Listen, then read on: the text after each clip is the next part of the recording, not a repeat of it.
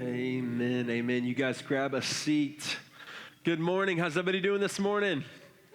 Good. I hope I'm glad to see at least a few of you are not afraid to come join me in the splash zone. If I get excited and stuff starts to fly out of my mouth, I promise it's unintentional. I know the room looks a little bit different this morning. Hope that's okay with you guys. Hey, a little bit of bad news, right? Summer's almost over. I know. Okay, maybe it's not as upsetting as I thought it would be. I know some of you are like, yes, send my kids back to school now. Can they go a week early? Because you're craving the routine. You want to get back to the way it was before summer came on. I'm excited and torn altogether. It's been a good summer for me and my family. We've had some really sweet times this summer. My wife and I got to spend a week in Colorado. Anybody been to Colorado in the summertime? Okay, well, some of you haven't and you need to because it is amazing. There's these things called mountains. We don't have them here. I didn't realize really how flat Texas was. And then spending a week in Colorado, oh man, just absolutely incredible. My wife and I got to be a part of a retreat, kind of a ministry retreat. And as a part of this, we got to do some personality typing and take some personality tests. Anybody here familiar with Myers-Briggs, Enneagram, different stuff? Man, I'm excited. I love that. Some of you guys probably geek out on some of this stuff. Really cool stuff. So my wife and I got to take those tests and start to kind of dig into what our personality types are and then really kind of work on those together as a couple and learn things about each other. And so I was familiar with Myers-Briggs, and some of you guys wouldn't be really surprised to hear this, but like I'm off the charts extrovert. So like in the Myers-Briggs kind of testing, range there, like extroversion, like I far outreach like where the scale is for extroversion. Like I love it. Like this new stage setup, like I'm pulling for this every week so that I can be with you guys like right here. Weston and I, we're pulling for crowd surfing, all that good stuff. Like I love it. I love being with you guys. Like I'm energized by people. That's a part of how God wired me. He just gave that to me. I didn't ask for it. You didn't ask that God gave that to me either, but we're here. And so that personality assessment does something really cool. It's a tool to help us discover who we are. Like who we are, how God wired us, some of the intricacies about our personality, some of the liabilities about that, but also just some of the gifting in that as well. So really cool. There was something I wasn't familiar with, kind of another personality type assessment that we got to participate in called the Taylor-Johnson assessment that we also got to take. And that's a really cool, really unique personality assessment that tries to actually hone in less on who you are and more on where you are and how your personality is affecting your personal health, like right here in this moment. And that was really cool for us because they had all these charts and numbers and all this stuff for kind of where I'm at and then all these charts and numbers for where Rachel's at. And we got to kind of combine them and look at the two and just kind of explore that together. And it was really fruitful to get to have kind of those two lenses to look through as we're off enjoying God's creation in Colorado and focus in on who we are and where we are.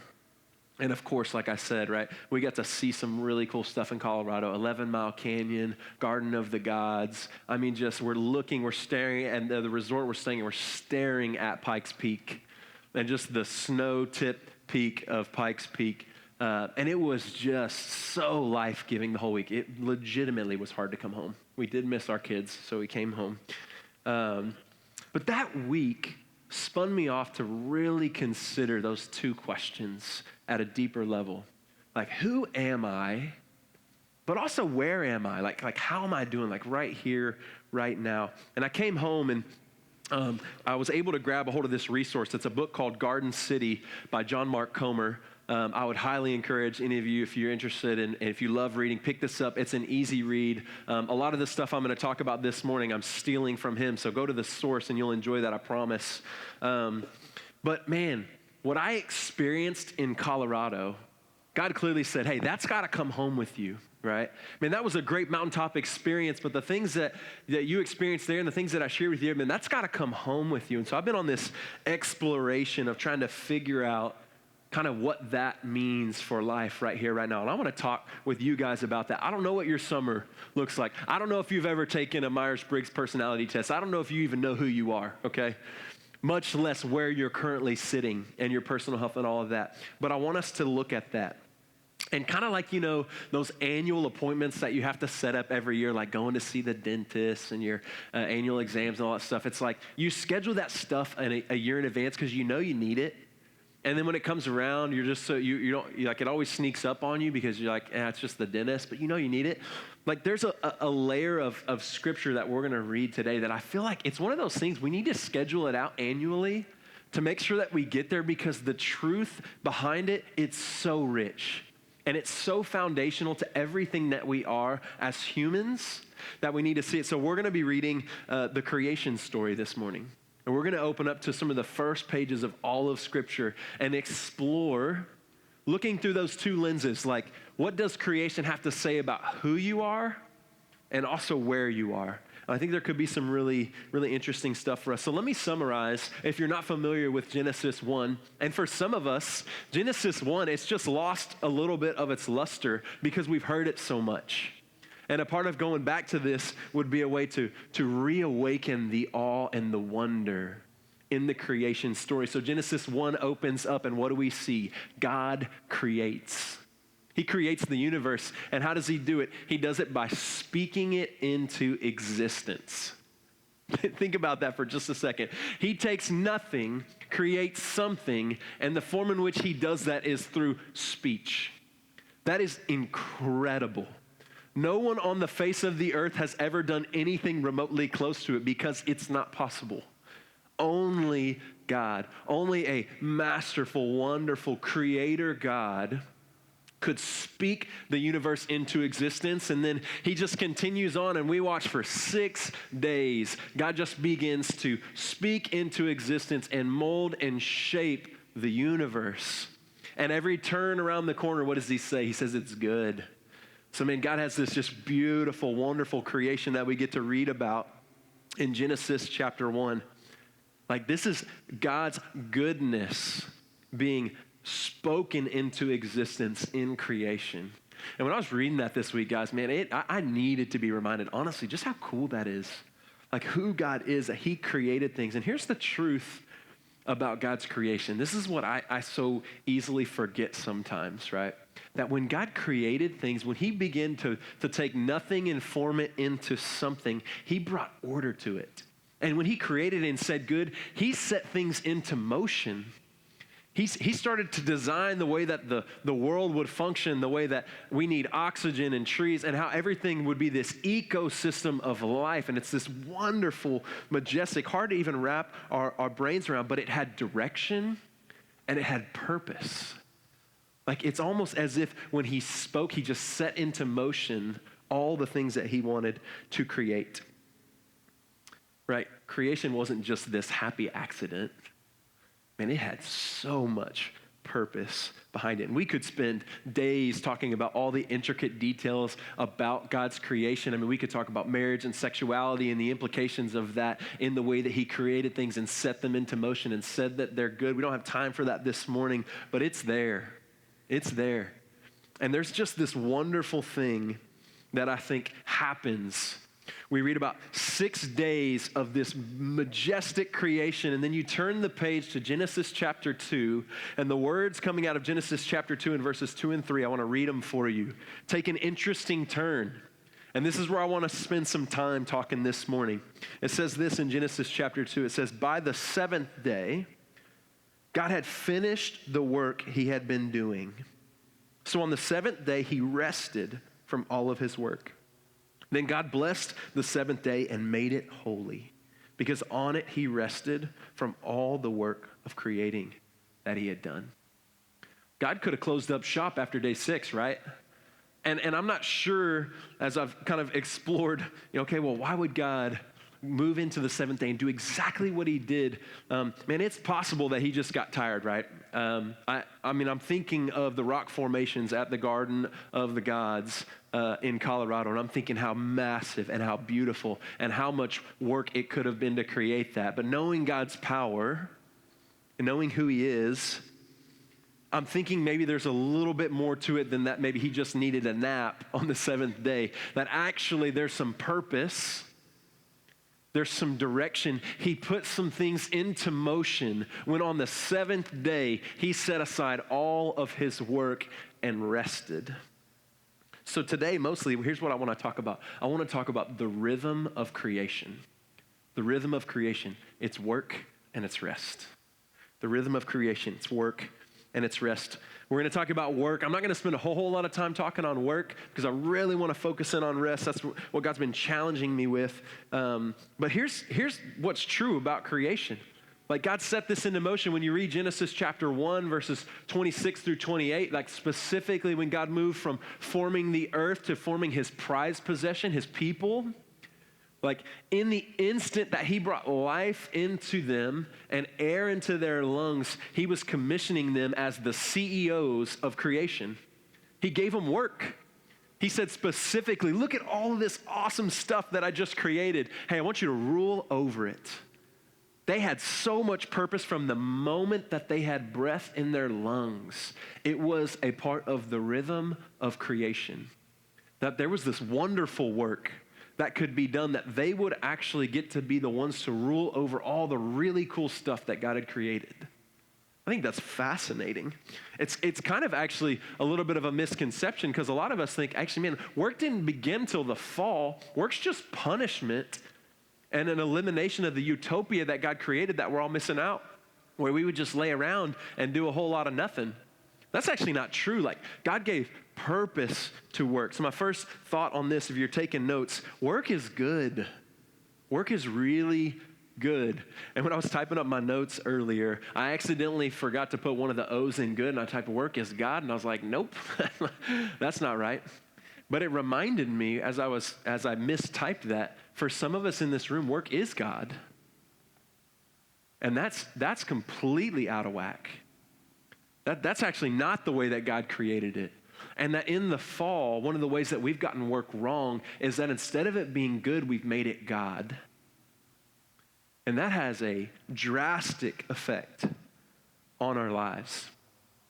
And we're going to see a little bit more clearly how that comes into focus and how that affects us. But the reality is if we get that out of whack, if work's not good, but it's God, if it takes up all of our time, if it leaves no room for rest, then we can't function in the rhythm of creation that God brought us into existence with. So the God who is good, who creates things that are good, who says they're good and even very good, when we're created in God's image bearers of this good God who God said rule over the earth. Work is good. In our culture, a lot of times it's God, and we have to work against that. So a lot of the reason why I want to spend most of my time talking this morning about rest is because you guys are already going to conferences. You're listening to podcasts. Like for me, I'm constantly listening to leadership podcasts and this or that because I want to be better. I want to be more productive. I want to be more efficient. I want to grow in this area. I've got personal goals. All of this stuff, right? We promote that stuff. That stuff's happening already, and not all of that is bad.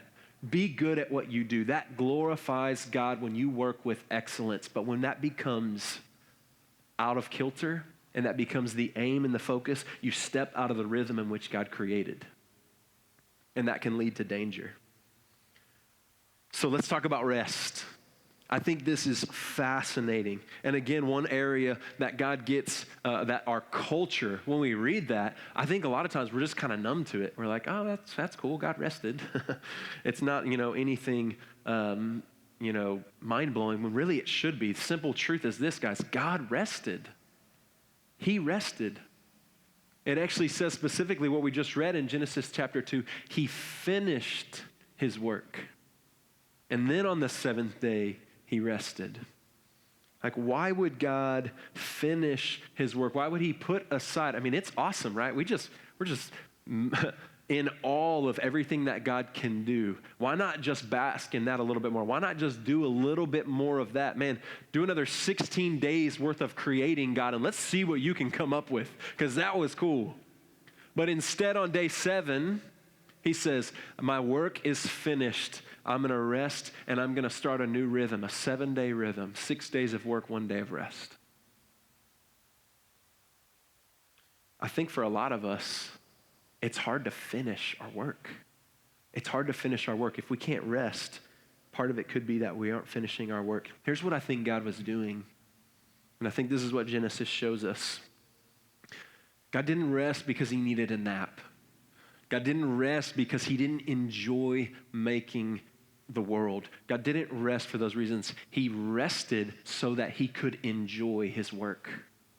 He rested so that he could delight in the grandeur, in the amazing creation that he just brought into existence. If he were to just continue to work, he would miss out on the enjoyment and the delight and the savoring of what God brought into existence. That is the rhythm that God created. And the same is true for you and me. For many of us, we are overworked, we're stressed, we're anxious, we're depressed, we're worried, we're freaking out on the inside because we have exited the rhythm that God created in us, that yes, we could work and we could have purpose and our life could mean something, but subtracting rest from that eliminates our ability to enjoy that. In John Mark Comer's book, Garden City, that I spent the last few weeks reading, he says this. I think this is really cool because I think this is really pinpointing a little bit of where we struggle right here in this room, our culture. It says, work and rest live in symbiotic relationship. If you don't learn how to rest well, you will never learn how to work well, vice versa. After all, the opposite of work isn't rest, it's sleep.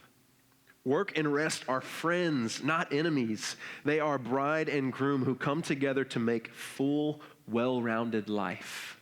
I love that. The opposite of work is not rest, it's sleep. Sometimes we see those things as enemies. When we look at rest, when the weekend comes and we didn't get the work done that we wanted to, all we see is dollar signs that we're losing. All we see is progress in the promotion that we're chasing. All we see is that next opportunity that is for sure going to give us the fulfillment that our life wants. And we miss exactly the purpose of rest, that God gave us the gift of rest so that we could stop, slow down, enjoy the work that we have finished, and enjoy the Creator who gave it to us, who invited us into that rhythm. God rested. He did it. There's two things in that Genesis passage specifically tied to rest that jump out at me. I want to hit those really quickly with you guys. The first one is this. I'll just call it blessed rest, right? He said in verse 3 in chapter 2, then God blessed the seventh day.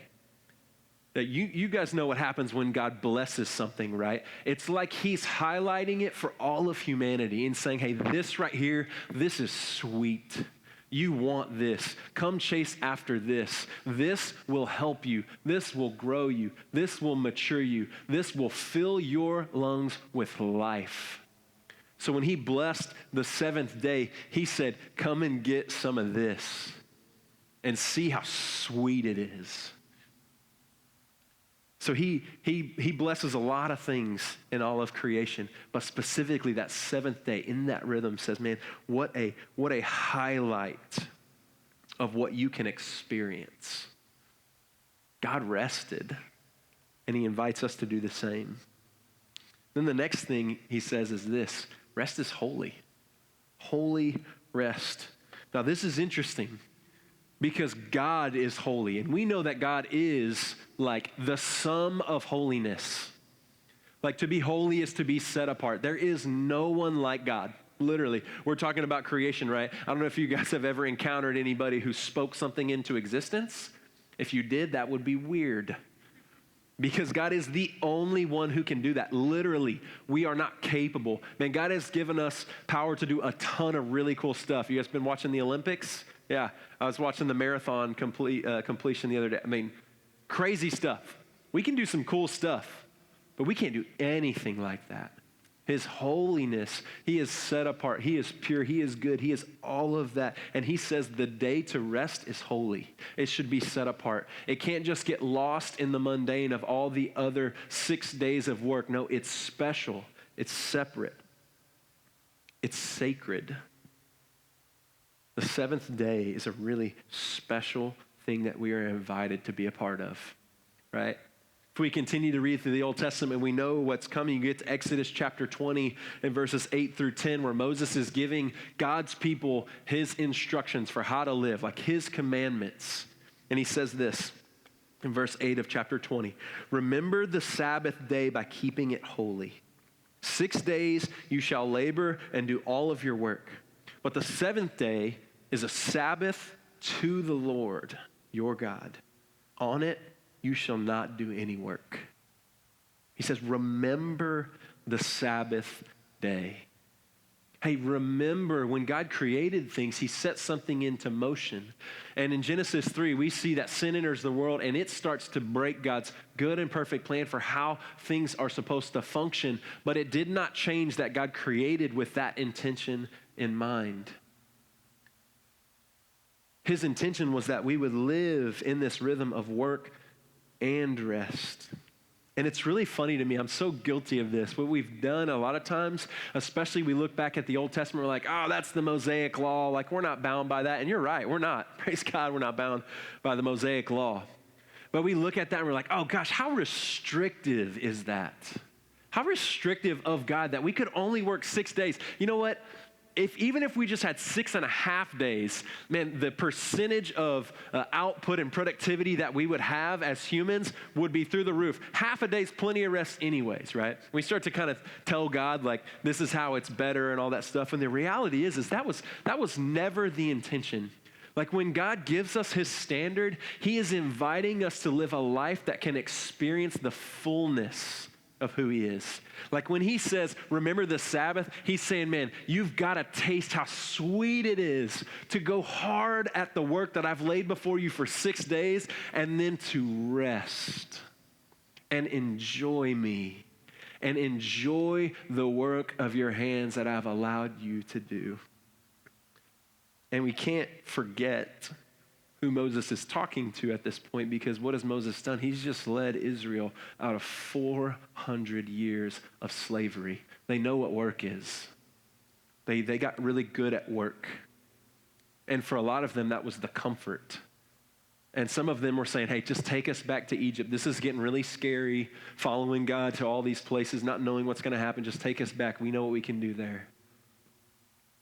And without rest, it's incomplete.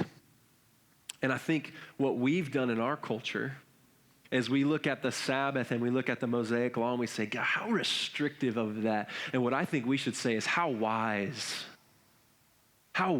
would it be to embrace the rhythm that God put into creation, that while the fall tried to set into a skewed path, God is redeeming. How wise would it be for us to enter into that? So the word Sabbath, it's kind of a cliche Christian word that not a lot of people throw around because it's kind of that Old Testament concept that we don't talk about much. But the reality is that we were wired to work hard because work is good, but we need rest. We desperately need rest, just like Israel needed rest. I'm going to take us in probably the most predictable direction when it comes to talking about rest. I want to read you the words of Jesus in Matthew chapter 11, verse 28. Listen to these words really clearly, because something changed in the New Testament when Jesus came on the scene. And some of the vocabulary of God's people begin to change in the New Testament, because rest was mostly just associated with a day in the Old Testament. Now in the New Testament, rest is more closely associated with a relationship. That actually inside of a relationship, a personal relationship with Jesus, you can enter into God's rest, like Hebrews 3 and 4 would talk about. And so when we hear Jesus say this in Matthew chapter 11, 28, just let this rest on your soul. Come to me, all you who are weary and burdened, and I will give you rest. When Jesus came to fulfill the Old Testament law, he didn't just do away with the rhythm that God set into creation. He just renewed it. And he set in each and every one of us a need for rest, and that rest in its fullness is found in Jesus. A personal relationship with Jesus. It's still in the rhythm of creation. And praise God that we're not held to the same laws of the Old Testament. And trust me, it would take us years to file through the laws of the Sabbath and how you can and can't keep the Sabbath. That's not what I'm talking about. That's not what I'm pushing us toward. And Jesus also isn't dismissing the need for work. The very next verse, Jesus says, take my yoke. He says, let's work together. Let's continue to work hard. Let's do it together. I will carry your burdens right alongside you, and I will give you rest. And he's not talking about a better sleep routine. He's saying like at a soul level, like you need rest. Life is going to beat you down. And some of you could tell me story after story right now about how life is beating you down. And I would say to you, the creation rhythm is calling and saying, work hard, but rest. Rest. There's a rhythm to it. So for my family, Rachel and I spent this time in Colorado, and we were deeply challenged by God to live this out and figure out what this looks like. And shocker, we're still trying to figure it out. I don't have anything to present to you that's like, hey, just do this and, you'll be able to rest. We're trying to figure it out. But what we know is our propensity is to work. And then work some more, and then work some more, and then work some more. And then before you know it, just at E on zero. And life is hurting. And so we are beginning to implement weekly rhythms of Sabbath, a day to rest. And it's not a day to run errands, and it's not a day just to sleep in, although we do that. It's a day to enjoy each other. It's a day to enjoy God. One of the things that God's given us that we enjoy the most is each other. And we get to do that.